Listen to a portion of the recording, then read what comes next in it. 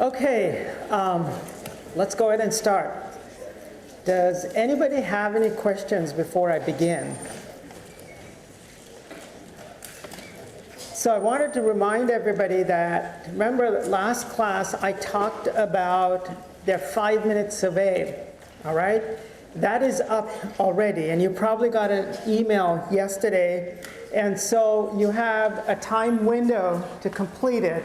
So please make sure that you take the time to complete that survey, all right? Okay, so if you don't have any questions, let me just recap what we talked about last time.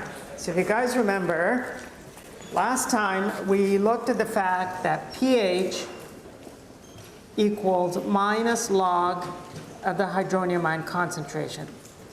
So we said because the concentrations of hydronium ions can extend over a wide range, it is convenient for us to compress that range to a scale that is more comprehensible to us.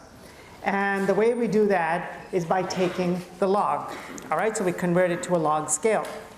Now in this equation, this lowercase p means minus log of some quantity. All right, and so just as we can write pH, we can say POH equals minus log of the hydroxide ion concentration. And we can say pKW is minus log of KW. So if you take the minus log of a quantity, then we put a lowercase p in front of it. All right? Now, if you remember last time, we looked at the fact that Kw, this is the ion product constant of water. And we said Kw is defined as the hydronium ion concentration times the hydroxide ion concentration. So if I take this equation, and if I take each one of those quantities and take the negative log of that, so if I take Kw, that would be negative log Kw. And as all of you know, if I do an operation on the left-hand side, I need to do the same operation on the right-hand side. So I'm going to take hydronium ion, and that would be the negative log of hydronium ion. And now we're multiplying this, but when we go to the logarithmic scale, you know that that becomes a positive. And then I'm going to apply the same operation to the hydroxide ion, which would be negative log of the hydroxide ion concentration. And we know that negative log Kw would give me pKw, it's a lowercase p, equals, this would be pH plus POH. All right, and we know that Kw is a constant, and at 25 degrees Celsius, what is the value of Kw? It's 1 times 10 to the negative 14. So if I convert that to pKw, it'll be the negative log of 1 times 10 to the negative 14, which gives me, in this case, it's going to a 3 sig figs number. That will be 14, all right, going to 3 decimals. So pKw would be 14. So the bottom line is that if pKw is 14, we know that pH plus POH should equal 14. All right, so if the pH of a solution is 1, what does that tell me about POH? It's got to be 13. So if you calculate the pH of a solution to be 2, then you know the POH has to be 12. Okay? So that's easily figured by just remembering this. Now, at the end of class last time, we started looking at acids in greater detail. If you guys remember, we said we're going to start looking at acids and bases in greater detail. And so we said we're going to look at acids. And we said what defines an acid is that we can say an aqueous solution is acidic if it contains an excess of hydronium ions over hydroxide ions. In other words, a solution acts as an acid if, so in other words, we can say the hydronium ion concentration is greater than the hydroxide ion concentration. Because we know that a solution is neutral if the concentrations are the same. Remember, if you take pure water is neutral because the hydronium ion concentration equals the hydroxide ion concentration. And if both the concentrations are equal to each other, it would be neutral. A solution is acidic if it contains greater amount of hydronium ion over hydroxide. Okay, so that's what an acid is. And then we said if you take acids, acids can be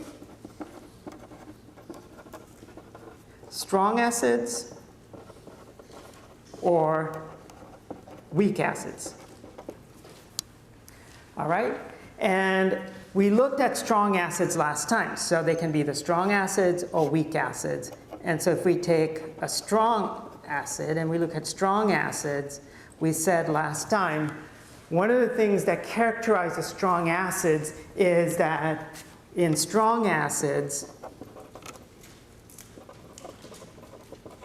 Ka is greater than 1. So if you look at the acid dissociation constant, Ka, and if Ka is greater than 1, then we know that it is a strong acid. 2, we know that strong acids dissociate, all right? Or these two words are interchangeable, so I want to get you used to the other term, or ionize. So dissociate or ionize mean the same thing, all right? So strong acids dissociate or ionize completely. In other words, if you're looking at percentage-wise, they dissociate completely, and it's almost 100%. That's what characterizes a strong acid, all right? It's a strong acid because it dissociates completely and produces an enormous amount of hydronium ion. And that's because it produces an enormous amount of hydronium ion, we consider that to be a strong acid. So an example of a strong acid, we said last time, was hydrochloric acid. All right, HCl is hydrochloric acid. And if you want to show that it is a strong acid, then we need to write, remember, we're looking at acid-base equilibria. So we need to look at the equilibrium that's established when HCl is placed in water. So if you take hydrochloric acid and place it in water, the equilibrium that will be established would be, all right, so can you tell me what would I put on the product side? So now you have to be able to write these equilibrium expressions. And so what would I put on the product side? It's an acid. So what does an acid produce? H3O plus Cl minus. What would I call the Cl minus? So I call HCl the acid. So what would I call the Cl minus? It's base, but because they're conjugate to one another, you call it its conjugate base. All right? So that means HCl in water will give me hydronium ion plus Cl minus, which is the conjugate base. And over here, I would write down the equilibrium constant, which is the acid dissociation constant, and that is roughly 10 to the power 7. So it's an enormous number. And Ka is called what? It's called the acid dissociation constant. And sometimes you will see some people use the term acid ionization constant. And they both mean the same thing. All right, so in some textbooks, in your textbook they use the word acid dissociation, but if you look at other books and you look at some tables, they will list it as acid ionization, and they both mean the same thing. All right, so, and if I look at the conjugate acid-base pairs here, you see that you have HCl, Cl minus, and then the other conjugate acid-base pair would be H3O plus and H2O. All right, so if this is a strong acid and Ka is large, we know that the equilibrium lies entirely on the product side. So we say when equilibrium is established and you look at the equilibrium mixture, Ka is much, much greater than 1. So that's a big number. So that means that when equilibrium is established, you're going to have lots and lots of hydronium and Cl minus and very little HCl. All right? And so, in fact, because these are strong acids, so if I start with, let's say, initial concentration, and let's say I start with 0.10 molar of HCl, and on the product side, I have none. So to begin with, I place 0.1 molar HCl, and it's a strong acid, and when equilibrium is established, we say the change would be minus x. Over here it'll be plus x, because the stoichiometry is 1 to 1 to 1. And we're really not concerned about the concentration of water because it's in such large excess that it's a constant, and therefore we do not include that in the equilibrium expression. Okay, it's the solvent. There are billions and billions upon billions of water molecules, and because the water molecules are in such large excess, we say that the concentration of water does not change. All right? So since this K is so large, we know that that means that X should be equal to 0.1 molar. In other words, the amount that ionizes or the amount that dissociates, because K is so large and it's on the product side, you're going to have a large amount of products being formed and very little reactants left over. And so what happens is that we say now we go back at equilibrium, because this 0.1 molar minus X will approximate to 0, and this would be 0.1 molar and 0.1 molar. All right? Because we know that because the equilibrium lies entirely on the product side, you're going to have lots and lots of products. That number is so large that the amount that's left undissociated is so small that you can approximate that to 0. And so for all strong acids, you can see that the dissociation is complete. All right? So strong acids dissociate completely. And we said if you wanted to calculate the percent dissociation, and I just want to, there's lots of terms you'll see coming up, and they all mean the same thing. So if you see percent dissociation, if you see percent decomposition, and if you see percent ionization, they all mean the same thing. All right? And what that means is what percent actually dissociated, what percent actually was consumed. And so can everybody see percent dissociation would be X, the amount that dissociated. So we always look at it in terms of reactant over what you started with, which was 0.1 molar times 100. And remember, what is X equal to? For all strong acids, it dissociates completely. So this would be 0.1 molar divided by 0.1 molar times 100, which is 100%. So strong acids, the percent dissociation or percent ionization is 100% because it dissociates completely. And so all strong acids, and how do you identify a strong acid? Its Ka has to be greater than 1. Okay? That means that the equilibrium mixture will have a large amount of hydronium ion being produced. All right? And so the percent decomposition will be 100%. Okay? Now, if you've been carrying out the online homework, sometimes you have to read the question carefully because sometimes it asks you to calculate percent dissociation, or it also asks you percent undissociated. What is the percent that's undissociated? That means, so the amount that dissociates is 100%. So the amount that's undissociated would be what? 0. All right? So, so you have to read the question carefully because you have to figure out. So the same thing, you see problems coming up where it says, what is the percent decomposition?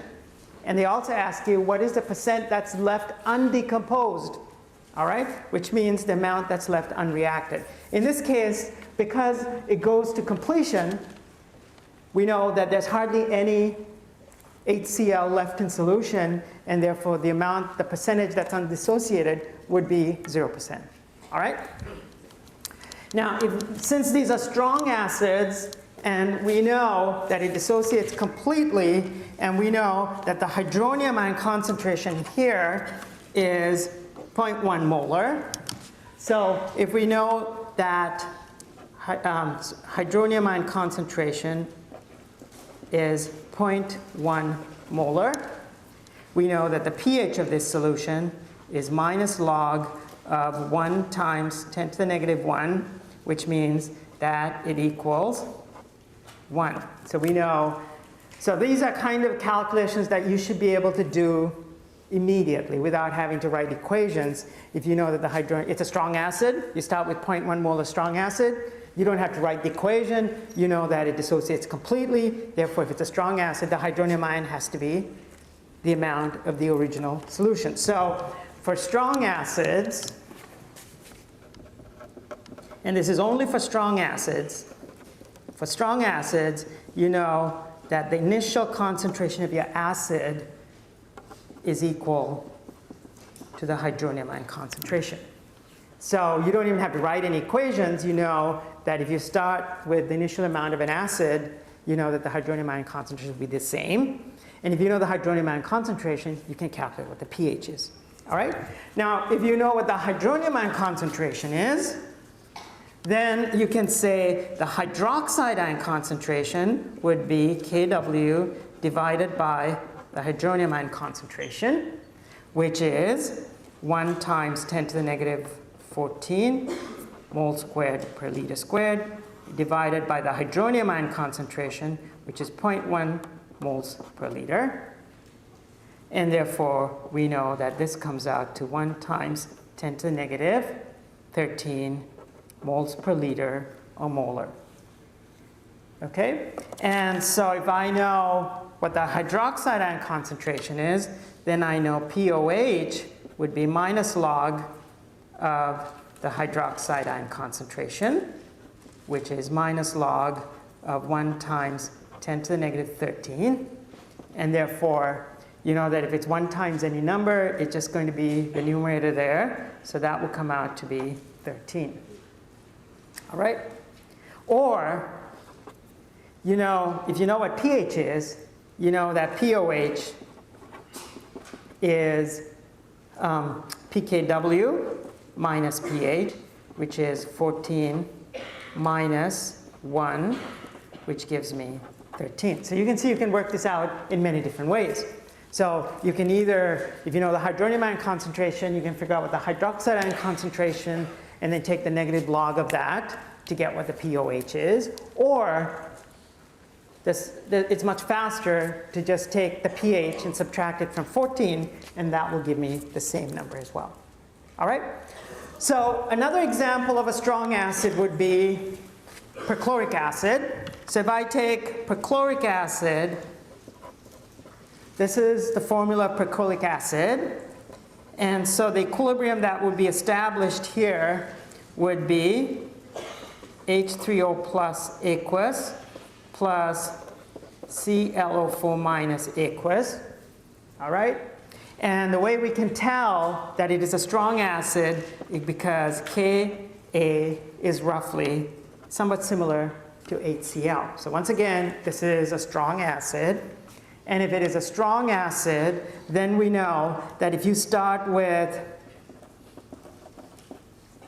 to begin with, if I have 1 molar perchloric acid, I know that at equilibrium, so I'm not going to list out the change, because I know these are strong acids, they dissociate completely, so this is going to go to 0, and all of this will convert to 1 molar of H3O plus and 1 molar of ClO4 minus. All right, so this is once again a strong acid. We know strong acids have Ka greater than 1, and it dissociates completely. All right, so we know that the hydronium ion concentration equals the initial concentration of perchloric acid, which is 1 molar.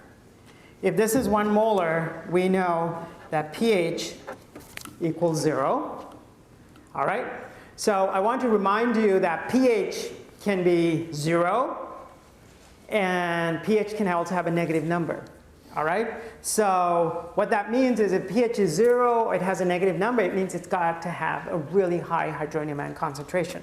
All right, so pH will be 0, and if pH is 0, so you take the negative log of that, if pH is 0, what will pOH come out to be? 14. All right, so in this way, you should be able to do these calculations really fast to figure out what the pH of a strong acid is, what the hydronium ion concentration of a strong acid is, and what is the hydroxide ion concentration in OH minus. All right, now it turns out it's going to be hard for you, given a formula, to figure out whether it's a strong acid or a weak acid. And so what I've done is, you would have noticed on the class website, I've placed a list that has acid dissociation constants. All right, so essentially what it is when you look at this list at home, I want you to look at the combination. So here's the acid form. Remember, everything exists as a conjugate acid-base pair. So if HI is the acid, you can see that its conjugate base should be I minus. And then over here, we've listed out Kas. All right, and it's been listed out so that the Ka values decrease as you go down. So the values of Ka get smaller and smaller and smaller. And so over here, this is hydronium ion. So when your conjugate acid-base pair is hydronium ion and water, the Ka value for hydronium ion is 1.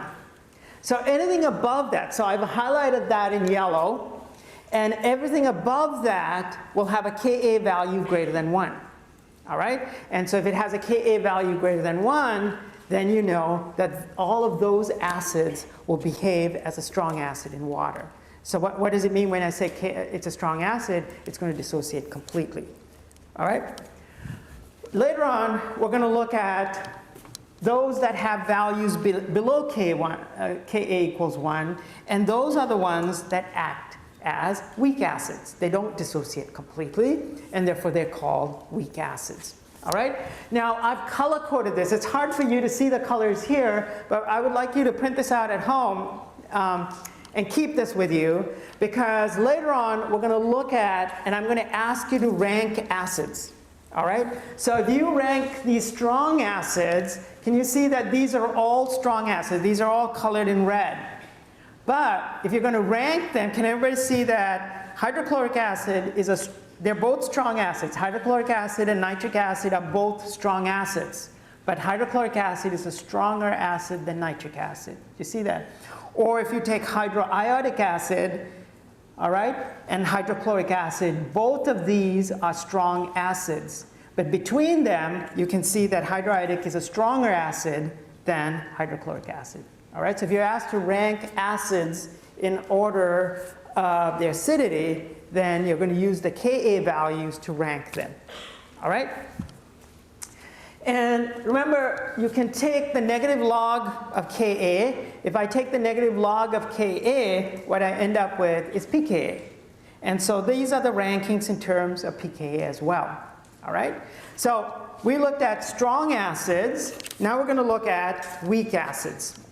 All right, so strong acids are characterized by two important features. And what are those two important features? Strong acids, how do you identify a strong acid? Because there's going to be different formulas, and the only way that you, with your current knowledge, can identify a strong acid is to look at what? Ka. All right, so the Ka has to be given to you, and if Ka is greater than 1, then you can identify it as a strong acid. Once you know it's a strong acid, what else do you know? It dissociates completely. So if you remember those two things, then you should be able to understand the behavior of strong acid. So we're going to do the same thing with weak acid. So if you take a weak acid, all right, and in weak acids, Ka is less than 1. All right? Now, if Ka is less than 1, you know that the equilibrium lies on the reactant side. In other words, when equilibrium is established, if Ka is less than 1, you know that you're going to have lots of reactants and very little product.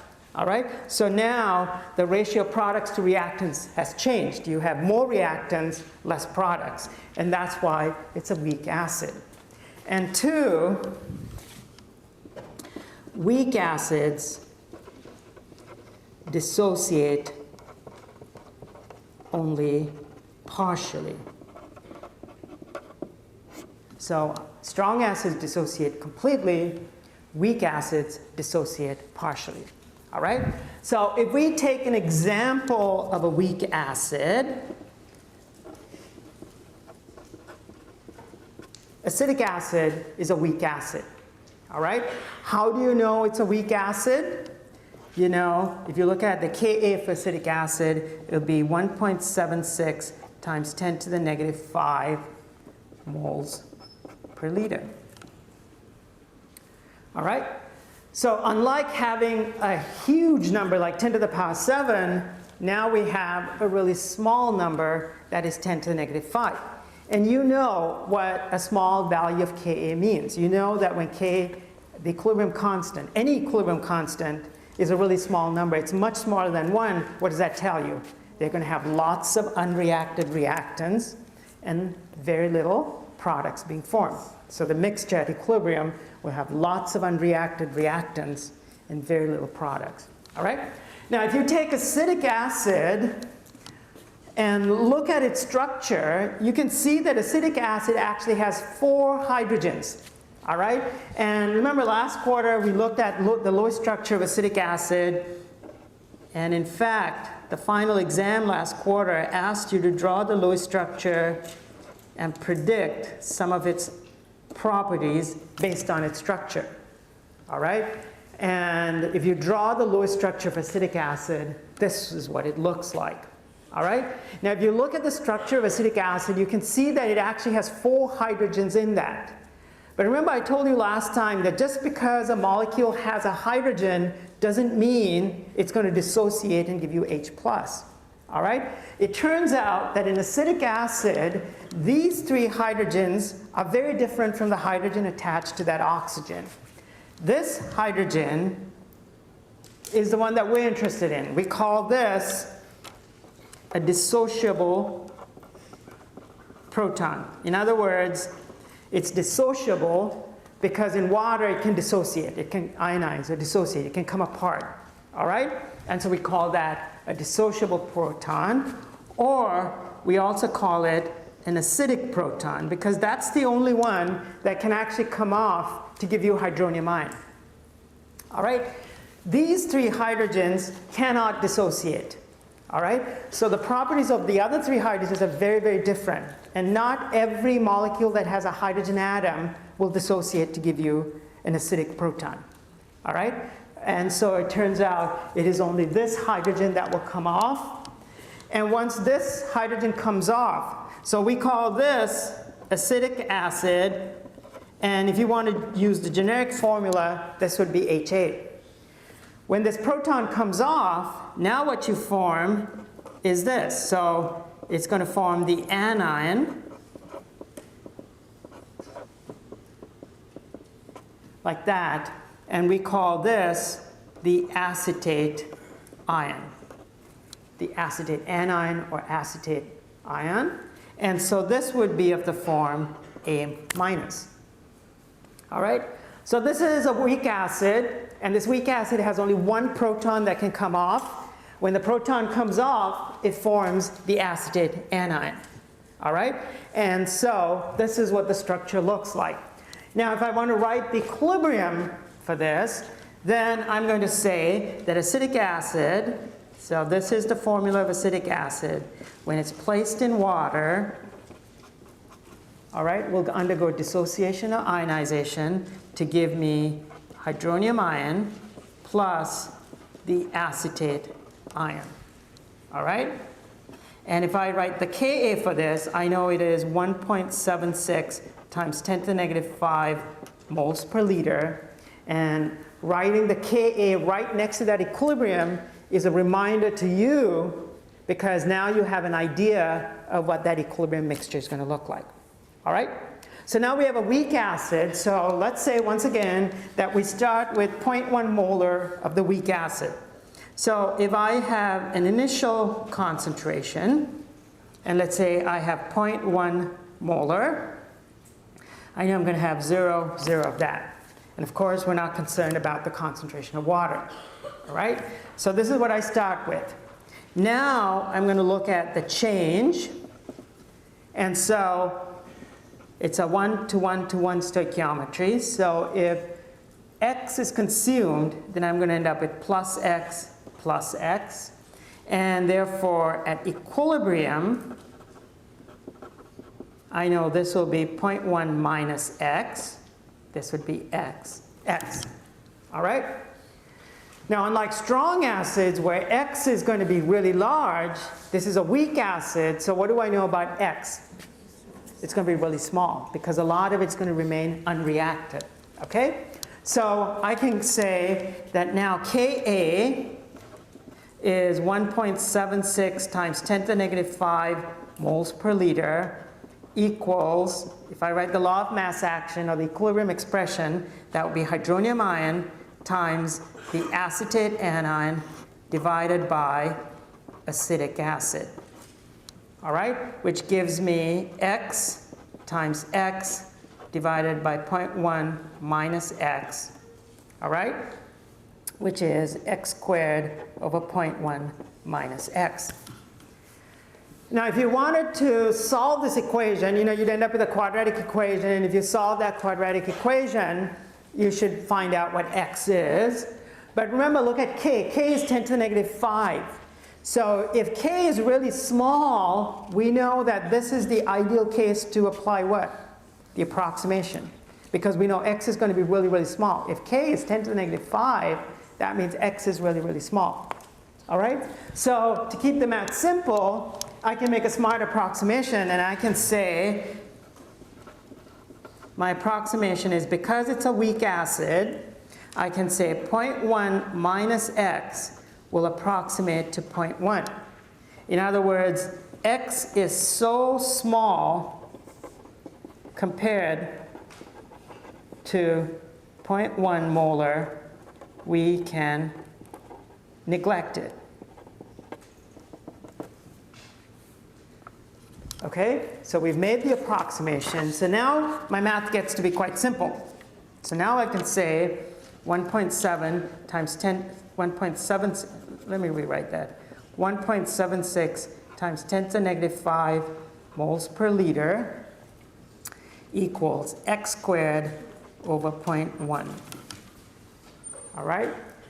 So by making that approximation, now all I have to do is multiply this by that and take the square root, and I can figure out what x is. And so if you work out the value for x and solve for it, the answer comes out to be 1.3 times 10 to the negative 3 molar.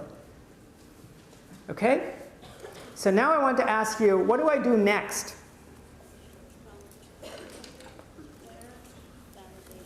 I have to validate it. All right? Because remember, anybody can make an approximations. You have to go back and make sure that your approximation is indeed valid. How do I validate my approximation? So the next step is validate approximation.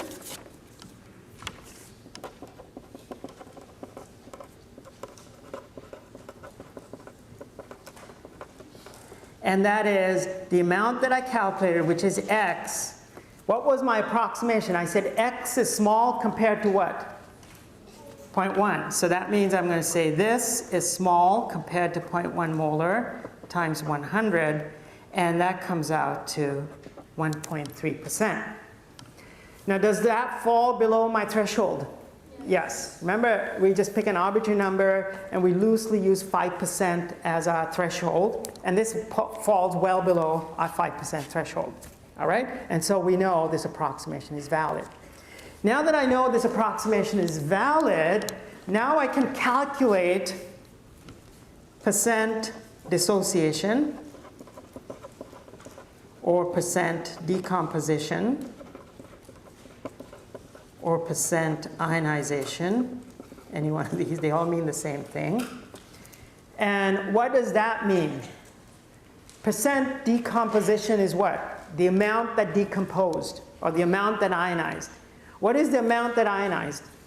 It's X. Can everybody see that? So it's X divided by the initial concentration. So this would be X divided by the initial concentration times 100, which is 1.3 times 10 to the negative 3 molar divided by 0.1 molar times 100, which gives me 1.3%. It's the same calculation that we did for validation as well. So what does that tell me? If it's a strong acid, if you have 100 molecules of acid, if you have a strong acid, all 100 molecules will dissociate. All right? If you have a weak acid like acetic acid, what does that tell me? That if you have 100 molecules, only 1 out of every 100 dissociates. Can you see that? There's a big difference. It's either all of it dissociates completely, or it's going to be a really small number. All right? In this case, for every 100 molecules of acetic acid in water, only 1 will dissociate. All right? And because it produces, every 100 molecules produces only 1 hydronium ion, now this is a weak acid. All right? And therefore we call it a weak acid. Now, if I want to calculate, so we know that the hydronium ion concentration equals X, which equals 1.3 times 10 to the negative 3 molar. So if I know that the hydronium ion concentration is this, then I can calculate the pH of this solution. The pH would be negative log of that, and the pH comes out to be 2.89. So the pH of this solution is that. And so if you know the pH, now you should be able to calculate pOH. Can you do that at home? All right? If you know what the pH is, you can calculate what the pOH is, which is subtract that from 14. So now you know what the hydronium ion concentration is. You know what the hydroxide ion concentration is. Is that clear? And so for every problem, you should be able to go from one to the other. All right? So if pH is 2.89, that means it's pretty acidic. All right? So what does that tell me about the hydroxide ion concentration? It's got to be really low. All right? Because hydronium times hydroxide should equal 1 times 10 to the negative 14. All right? So this is an example of a weak acid. So once again, if you go back to this table lists out weak acids. All right? And once again, these are ordered where you start with the ones that have the highest K to the ones that have the lowest K. So if you look at this, anything that has a Ka less than 1 will act as a weak acid. So if you look at the Ka values, you can see it starts with like 10 to the negative 1 and goes all the way down to over here. This is now, at the yellow line there looks at hydronium ion, water, conjugate acid-base pairs. At the bottom here, if water is the acid, so now we're looking at the conjugate acid-base pair where H2O is water and hydroxide is base, the Ka value is 1 times 10 to the negative 14. All right? So anything that falls between Ka1 and Ka 10 to the negative 14 will act as a weak acid in water. All right? Our solvent is water. Okay? Now, if we go, remember, these are all ranked in terms of Ka values. So the strong acids are at the top. As you keep going down, the acids get weaker and weaker and weaker and weaker. All right? So anything that falls in this range will be a weak acid. So anything that has a Ka value in this range will act as a weak acid in water.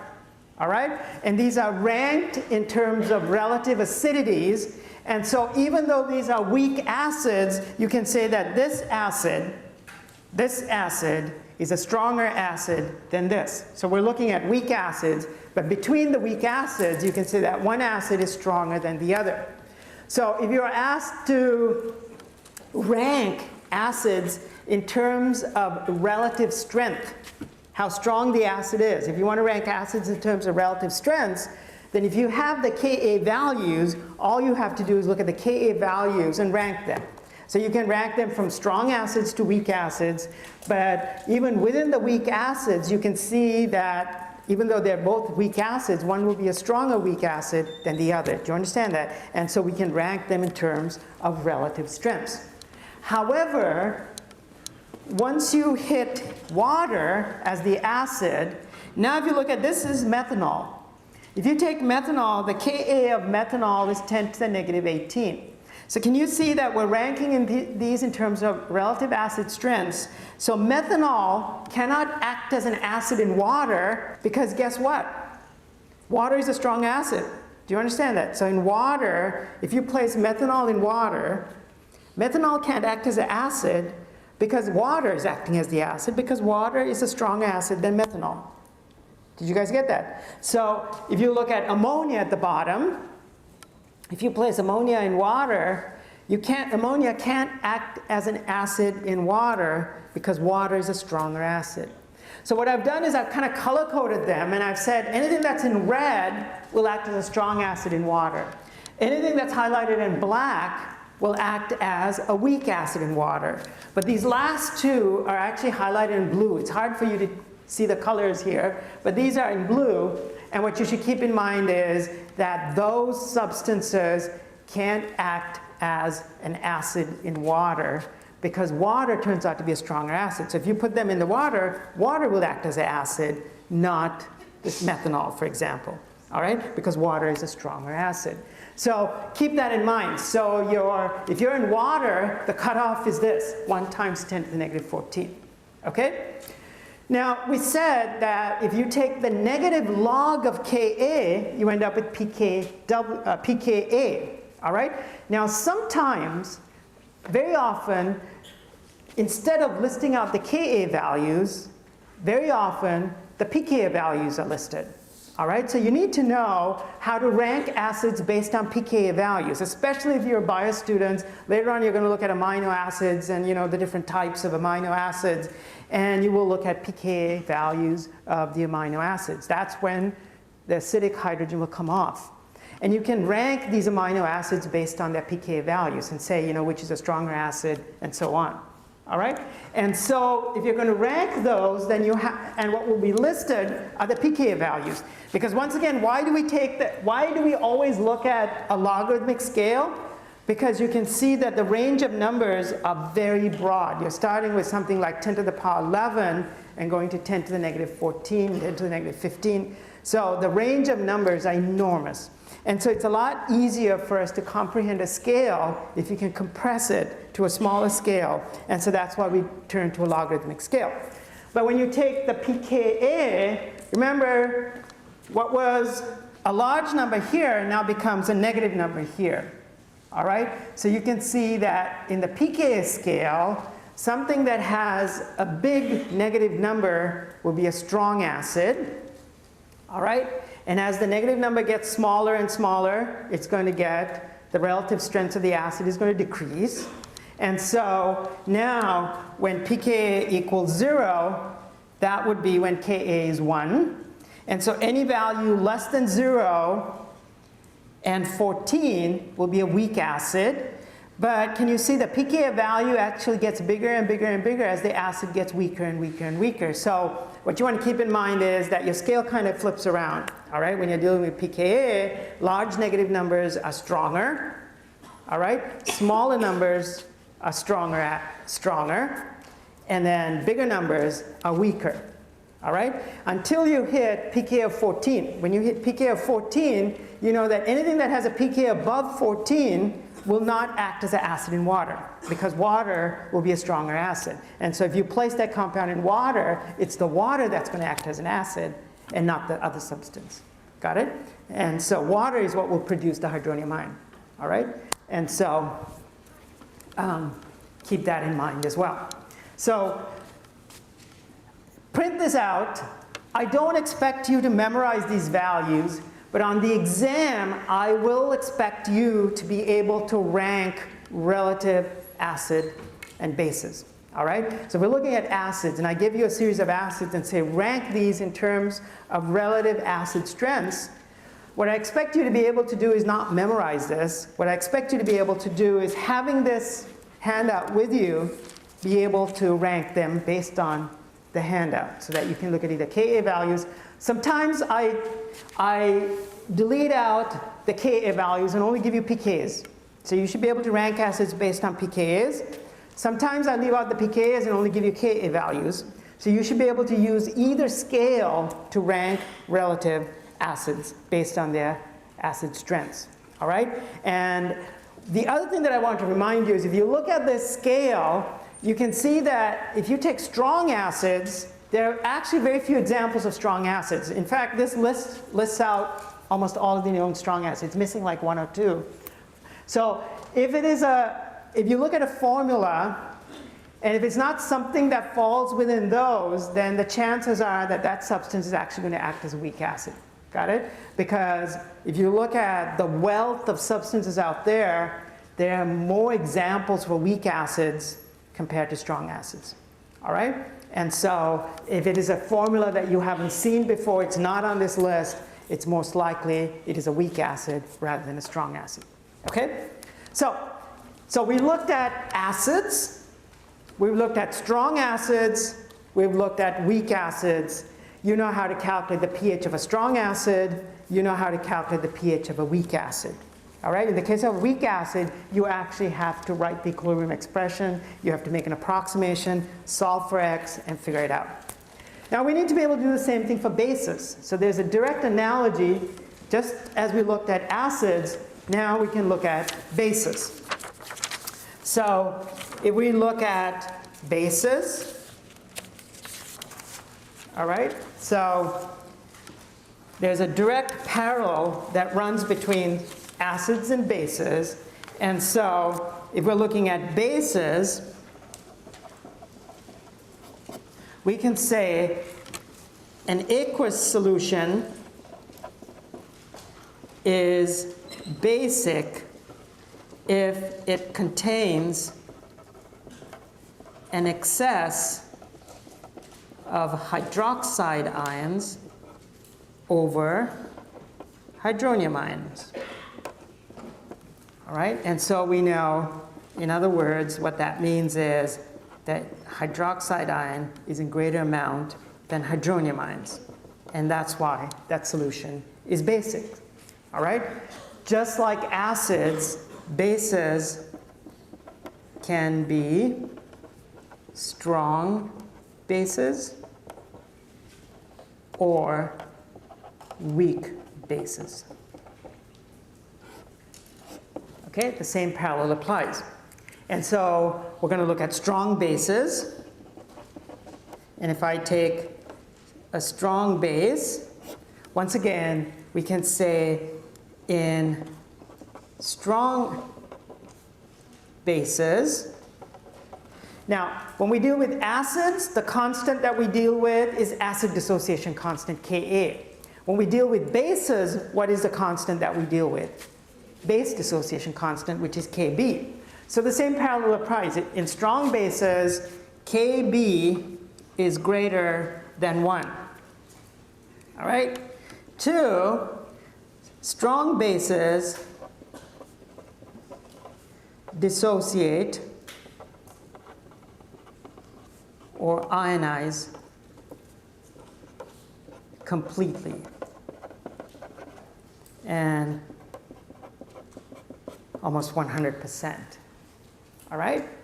And so an example of a strong base, I'm going to give you 2 examples of a strong base. One strong base would be NH2-, all right? And another strong base would be NaOH. All right, if you take sodium hydroxide. So these are two examples of a strong base. I'm going to stop there for today, and next time we'll take the same examples and figure out how do you figure out the hydroxide ion concentration of a base, how do you figure out POH, how do you figure out pH. All right, so we'll stop there for today.